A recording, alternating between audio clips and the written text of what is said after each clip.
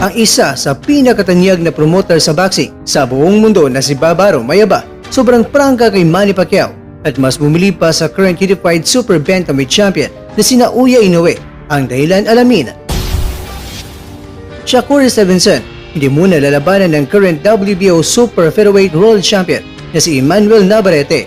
Ito po ang mga nilalaman ng ating kwentuhan. Pero bago yan, para isa ka sa unang makapanood ng mga future videos ni Mr. Kwento, huwag niyo po sanang kalimutan na gawin ito.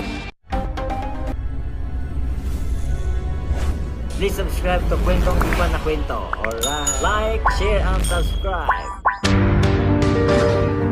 Bob Arum, naku naman, hindi nga ba'y ginalang ni Bob Arum si Pacman sa galing at kakayahan nito kahit pa si Pacman ay naging 8th Division World Champion at masumanga pa kay Naoya Inoue na hari sa kanyang sariling baluarte. Ayon kay Arum, ang Japanese Mouncer ay maaring mas mahusay pa kaysa sa isa